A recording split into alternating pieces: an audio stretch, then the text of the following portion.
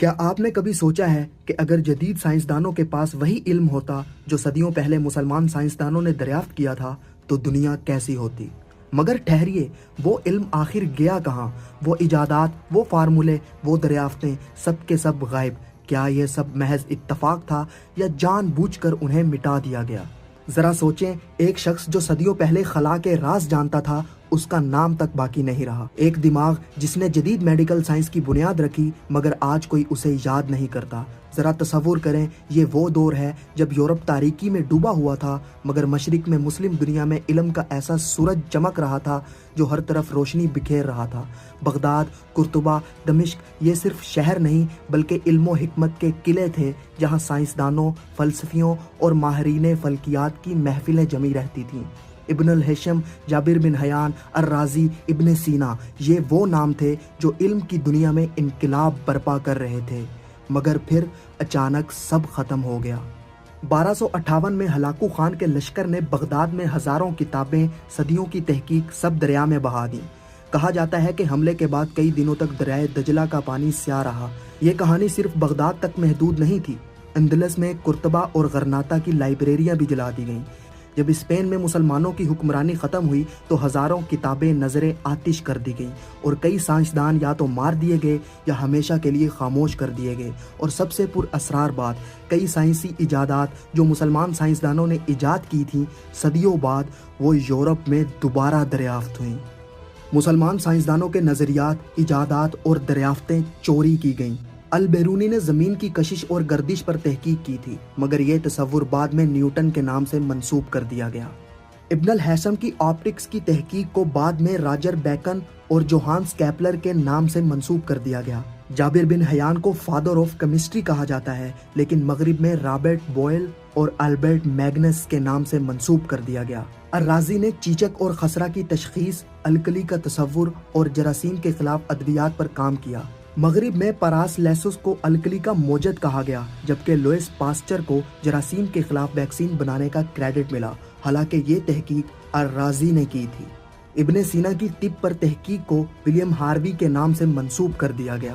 الخوارزمی نے الجبرا اور جدید نومیریکل سسٹم پر کام کیا لیکن فیبوناچی کو یورپ میں نومیریکل سسٹم کا موجد کہا گیا، حالانکہ وہ الخوارزمی کی تحقیق پر مبنی تھا۔ یورپ میں نکولس کوپر نیکس نے التوسی کے توسی کپل ماڈل کو بنیاد بنا کر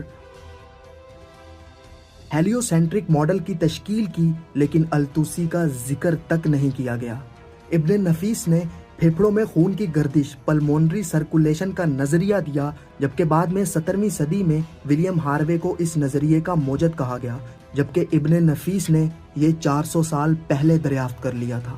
الزہراوی نے جدید سرجری، سرجیکل اوزار اور ٹانکے ایجاد کیے۔ ایمبروز پارے کو جدید سرجری کا بانی کہا گیا جبکہ ولیم ہاسٹڈ کو ٹانکوں کا موجد مانا گیا، حالانکہ یہ تمام تکنیکیں الزہراوی نے متعارف کروائی تھیں۔ ابن رشد کی فلسفیانہ تشریحات کو ٹامس ایکوانس کے کام کا حصہ بنا دیا گیا۔ الکندی نے کوڈنگ، بصریات اور سائنسی طریقے دریافت کیے جبکہ بعد میں راجر بیکن نے الکندی کے تجرباتی سائنسی طریقے کو بنیاد بنا کر اپنے اصول مرتب کیے لیکن الکندی کا نام حذف کر دیا گیا۔ الفزاری جو کہ پہلا عربی ایسٹرولیب تھا، ریگیو مونتانوس نے ایسٹرولیب پر تحقیق کو اپنے نام سے منسوب کیا، حالانکہ یہ الفزاری کی دریافت تھی۔ الزارکلی نے جدید ایسٹرولیب اور سورج کی حرکات پر حسابات کیے جو کہ بعد میں جوہان کیپلر نے الرازقلی کے فلکیاتی ماڈلز کو اپنی تحقیق میں شامل کیا لیکن الزاکری کا ذکر نہیں کیا۔ الخازنی نے مایا کے دباؤ پر تحقیق، کشش ثقل کی پیمائش پر کام کیا جبکہ بعد میں بلائز پاسکل اور رابرٹ بوائل کو دباؤ کے اصولوں کا موجد قرار دیا گیا، حالانکہ یہ تحقیق الخازنی کی تھی۔ ابن خلدون نے تاریخ نویسی، سوشیولوجی اور معاشیات پر کام کیا۔ اگسٹے کومٹ کو سوشیولوجی اور ایڈم اسمتھ کو معاشیات کا بانی کہا گیا، حالانکہ یہ سب ابن خلدون کے نظریات تھے۔ یہ سب محض اتفاق تھا یا واقعی کسی گہری سازش کا حصہ؟ تاریخ ہمیں یہ تو بتاتی ہے کہ بغداد کی تباہی میں لاکھوں کتابیں ضائع ہوئیں، مگر کیا آپ نے کبھی غور کیا ہے کہ ان میں سے کچھ علم صدیوں بعد یورپ میں دوبارہ کیسے دریافت ہوا؟ کیا واقعی وہ تمام کتابیں ضائع کر دی گئی تھیں یا کچھ مخصوص ہاتھوں میں پہنچا دی گئی تھیں۔ اور یہ تو صرف علم کی چوری تھی، اصل سوال تو یہ ہے کہ مسلمان سائنسدان خود کہاں گئے؟ ابن الرشد، الرازی، جابر بن حیان جیسے دماغ صدیوں تک تحقیق کر رہے تھے، مگر ان کے بعد آنے والے مسلمان سائنسدانوں کی فہرست اتنی مختصر کیوں ہو گئی؟ کیا مسلمانوں نے اچانک علم میں دلچسپی لینا چھوڑ دی یا انہیں تحقیق کرنے سے روک دیا گیا؟ یہ وہ سوالات ہیں جن کا جواب آج بھی ایک معمہ ہے اور شاید ہمیشہ رہے گا۔ یہ سب ایک منظم منصوبے کا حصہ تھا۔ بغداد اور اندلس میں لائبریریاں صرف جنگ کا شکار نہیں ہوئیں بلکہ خاص طور پر نشانہ بنایا گیا۔